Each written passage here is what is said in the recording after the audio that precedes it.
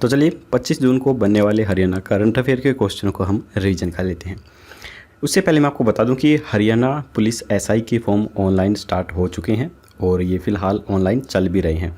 इसे कैसे भरना है, कैसे अप्लाई करना है, जो भी एरर प्रॉब्लम आ रही है या फिर जो भी आपको प्रॉब्लम फेस करने को मिल रही है, जिस प्रकार से फ़ोटो सिग्नेचर की या फिर पिछली फ़ीस कैसे कटवाएं, वो सब मैंने अपनी इस वीडियो में बता रखा है, जिसका लिंक आपको इस वीडियो के लास्ट में या फिर डिस्क्रिप्शन में मिल जाएगा। आप वहाँ पर जाकर इस वीडियो को देखकर अपना फॉर्म घर बैठे अप्लाई भी कर सकते हैं। और हरियाणा कमांडो का पहले से ही ऑनलाइन है, उस पर मैंने ऑलरेडी पहली वीडियो बना रखी है, तो आप उसे भी ज़रूर भरिएगा और अपने एग्ज़ाम्स की अच्छे से तैयारी करिए और हरियाणा करंट अफेयर के क्वेश्चनों को अब कंटिन्यू रिवीजन करते रहिए। क्या पता कब एग्ज़ाम्स की डेट डिक्लेयर हो जाए और ये एग्ज़ाम्स हो जाएं, तो अपनी तैयारी पहले से ही करके रखिए ताकि आप अच्छे से अपने एग्ज़ाम्स को क्रैक कर सकें। तो चलिए शुरू करते हैं। उससे पहले एक चीज़ और बता देता हूँ कि अगर आप चैनल पर पहली बार आए हैं और आप हमारी पिछली सभी वीडियो को पीडीएफ के रूप में डाउनलोड करके पढ़ना चाहते हैं, तो उसका लिंक भी डिस्क्रिप्शन में है, आप वहाँ से कर सकते हैं या फिर स्क्रीन पर दिए गए व्हाट्सएप नंबर पर हमें मैसेज कीजिए, हम आपको जो पीडीएफ है वो व्हाट्सएप के थ्रू भी सेंड कर देंगे। तो चलिए शुरू करते हैं आज की वीडियो। पहला प्रश्न है, हरियाणा के किस जिले के नरेंद्र यादव का चयन माउंट ब्लॉक एल्पस की सबसे ऊंची चोटी के लिए हुआ है? तो ये हुआ है रेवाड़ी के जो नरेंद्र यादव हैं, इनका चयन आप फोटो में इन्हें देख सकते हैं। मूल रूप से रेवाड़ी के गांव नेहरूगढ़ व हाल मानेसर निवासी सैनिक किशन चंद के पुत्र एवं star x university Gurugram MA योग प्रथम वर्ष के छात्र नरेंद्र यादव का चयन माउंट ब्लॉक एल्पस की सबसे ऊंची चोटी के लिए हुआ है। पहले ही 5 द्वीपों की सबसे ऊंची चोटी नरेंद्र फतेह कर चुके हैं। नरेंद्र यादव का लक्ष्य इस चोटी को सबसे कम समय में फतेह कर विश्व रिकॉर्ड अपने नाम दर्ज करवाने के साथ 7 महाद्वीपों की चोटी को फतेह करना भी है। पर्वतारोहण में अब तक 18 विश्व रिकॉर्ड बना चुके नरेंद्र का यह सफ़र 8 जुलाई को दिल्ली से शुरू होगा तथा 17 जुलाई को मिशन पूरा करने का लक्ष्य रखा गया है।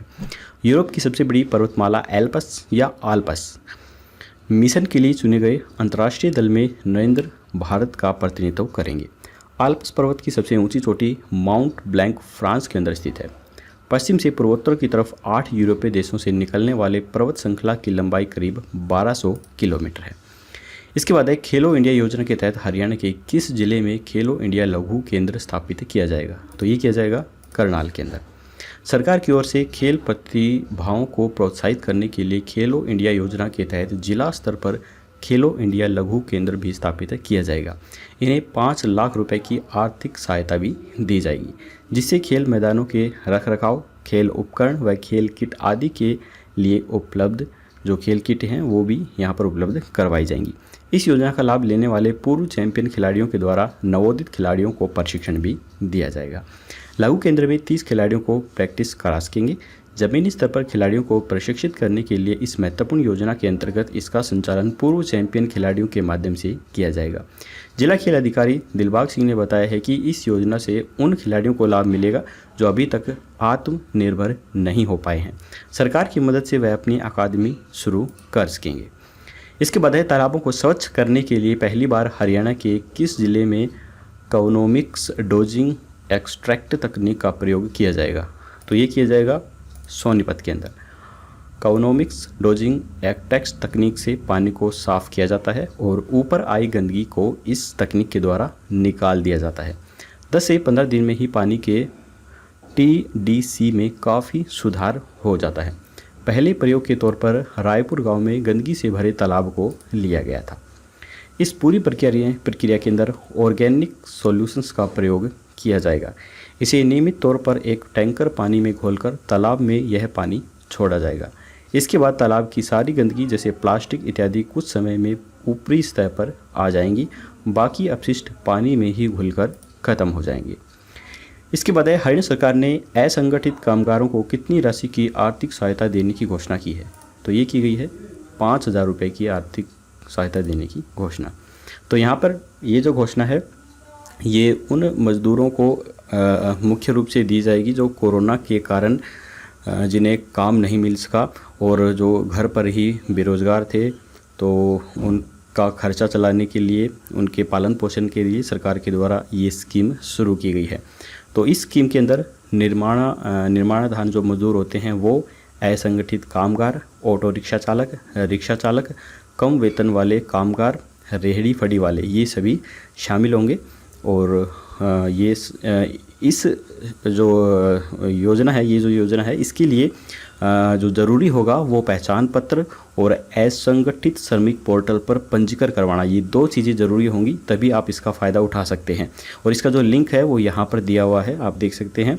अगर आपको रजिस्टर करवाना है तो आप यहाँ से इसे रजिस्ट्रेशन करवा सकते हैं। इसका पंजीकरण 18 जून 2021 से शुरू हो चुका है।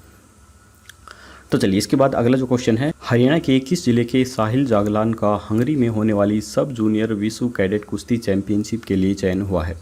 तो ये हुआ है करनाल के रहने वाले साहिल जागलान का। आप फोटो में इन्हें देख सकते हैं।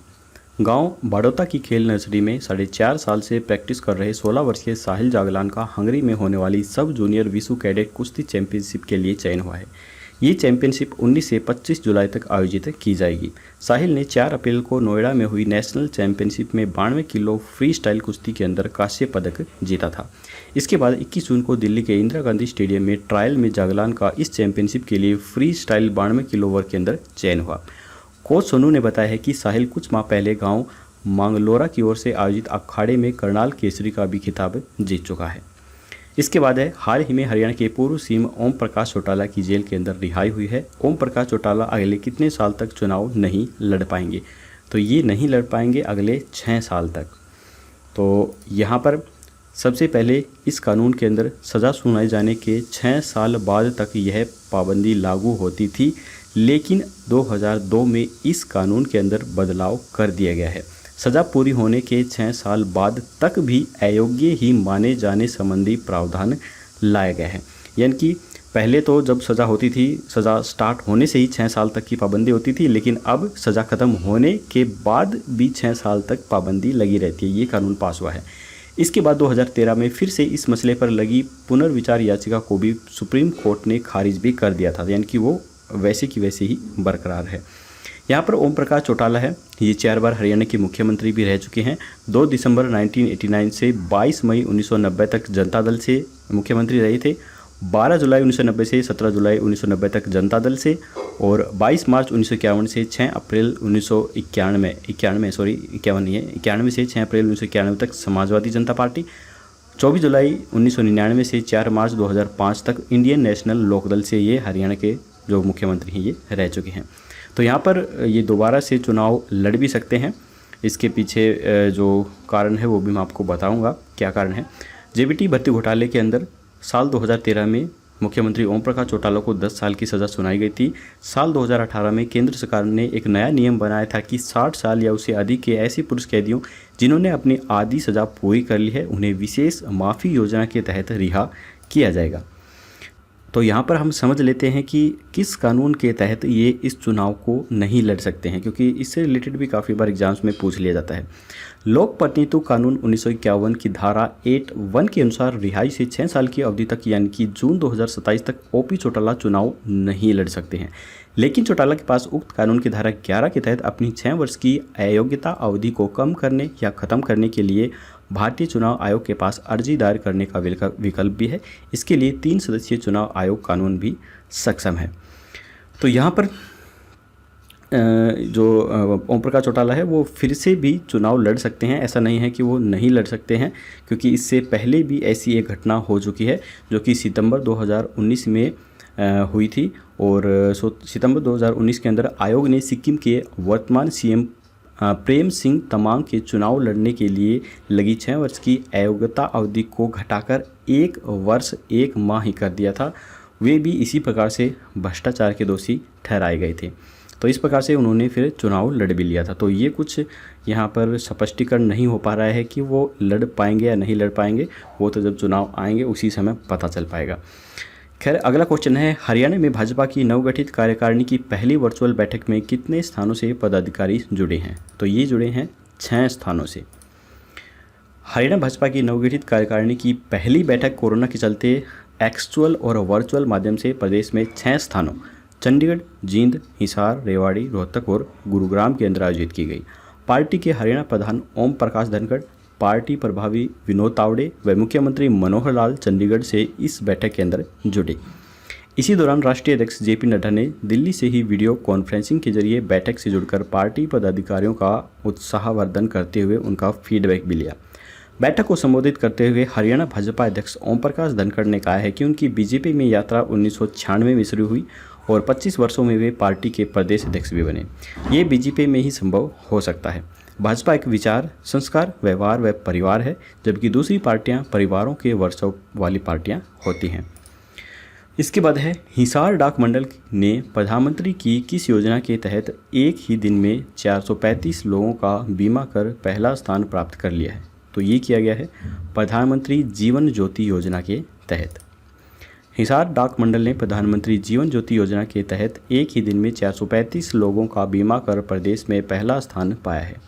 इस योजना के तहत 330 रुपये का बीमा कराने पर बीमा धारक की मौत के बाद नॉमिनी को 2 लाख रुपए तक की राशि मिलती है।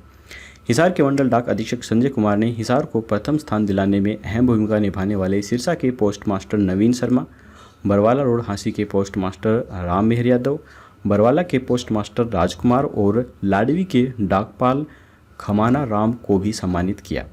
मंडल डाक अधीक्षक संजय कुमार ने बताया कि प्रदेश भर में प्रधानमंत्री जीवन ज्योति योजना के तहत बीमा कराने के लिए 1 दिवसीय अभियान चलाया गया था। इसमें प्रदेश भर में कुल करीब 700 बीमा किए गए, जिनमें से अकेले 435 लोगों का बीमा कर हिसार मंडल ने प्रदेश में प्रथम स्थान प्राप्त किया। तो ये जो जीवन ज्योति बीमा योजना है, ये आखिर कैसे काम करती है, इसके बारे में हम जान लेते हैं। देखिए, मंडल डाक अधीक्षक संजय कुमार के अनुसार प्रधानमंत्री जीवन ज्योति बीमा योजना 1 साल का लाइफ इंश्योरेंस प्लान होता है। इसे हर साल रिन्यू भी किया जा सकता है। इस योजना का लाभ सिर्फ मृत्यु के बाद नॉमिनी को ही मिलता है। कुल मिलाकर यह शुद्ध रूप से टर्म इंश्योरेंस प्लान है। इस स्कीम के तहत निवेश के बाद अगर किसी की भी मौत हो जाती है तो 2 लाख रुपए तक का कवर इस पर मिलता है। PMJJBY के तहत टर्म प्लान लेने के लिए कम से कम उम्र 18 साल और अधिक से अधिक उम्र 50 साल होनी चाहिए। देश का कोई भी नागरिक इस योजना का लाभ भी उठा सकता है। तो इसे लेने के लिए आपको क्या करना होगा, इसके बारे में भी हम जान लेते हैं। देखिए, अगर आप भी इस योजना का फ़ायदा उठाना चाहते हैं तो संबंधित डाकघर के अंदर फॉर्म भरकर आपको अप्लाई करना होगा। इसके अलावा आप ऑनलाइन भी अप्लाई कर सकते हैं, फिर आपके अकाउंट से पैसे कट जाएंगे। योजना की कवरेज अवधि 1 जून से 31 मई तक है। इस योजना में शामिल होने के लिए अकाउंट होल्डर्स को ऑटो डेबिट की सहमति देना जरूरी है। इस योजना में बीमा लेने वाले की एक्सीडेंट में मौत होने या पूरी तरह से विकलांग होने पर 2 लाख रुपए तक का दुर्घटना बीमा भी मिलता है। स्थायी रूप से आंशिक अपंग होने पर 1 लाख रुपए का कवर भी मिलता है। तो आज के हरियाणा करंट अफेयर के क्वेश्चंस हमारे यहीं पर खत्म होते हैं। अब हम देख लेते हैं कल के प्रश्न का आंसर। कल हमने आपसे पूछा था कि हरियाणा के जींद जिला के गांव बेबीपुर में शुरू हुआ सेल्फी विद डॉटर अभियान किस पड़ोसी देश में शुरू हुआ है? तो इसका जो राइट आंसर था वो था नेपाल के अंदर शुरू हुआ। मदर्स डे पर हरियाणा के जींद जिले के गांव बेबीपुर में 6 साल पहले शुरू हुआ सेल्फी विद डॉटर अभियान रविवार को पड़ोसी देश नेपाल के अंदर शुरू हुआ। सेल्फी विद डॉक्टर के फाउंडेशन सुनील जागला ने बताया कि इस अभियान की तारीफ प्रधानमंत्री नरेंद्र मोदी ने अपने मन की बात कार्यक्रम में जहां कई बार कर चुके हैं, वहीं देश के कई केंद्रीय मंत्रियों के अलावा बैडमिंटन खिलाड़ी साइना नेहवाल, नोबेल पुरस्कार प्राप्त कैलाश सत्यार्थी, फोगाट सिस्टर भी इस अभियान के साथ जुड़ चुकी हैं। अब नेपाल में नेपाल इंटरनेट फाउंडेशन के अध्यक्ष विक्रम श्रेष्ठा के द्वारा सेल्फी विद डॉटर फाउंडेशन के साथ यह अभियान शुरू किया जा रहा है। तो चलिए अब हम देख लेते हैं आज का क्वेश्चंस ऑफ द डे। आज का क्वेश्चन है कि असम में कैबिनेट मंत्री बनने वाले अशोक सिंघल हरियाणा के किस जिले से संबंधित है? बहुत ही ज़्यादा मोस्ट इंपॉर्टेंट क्वेश्चन है और पूरा चांस है कि ये क्वेश्चंस आपके एग्जाम्स में मिल सकता है। तो इसे अच्छे से याद करके रखना है और इसकी जो डिटेल है वो भी आपको याद करके रखनी है और बताना है कि इसका राइट आंसर क्या है। तो चलिए आज की वीडियो यहीं पर ख़त्म होती है। अगर वीडियो पसंद आई तो लाइक जरूर कीजिएगा, चैनल पे नए हैं तो सब्सक्राइब करना बिल्कुल मत भूलिए। फिर मिलेंगे कल ऐसी ही नई वीडियो के साथ, तब तक के लिए जय हिंद जय भारत।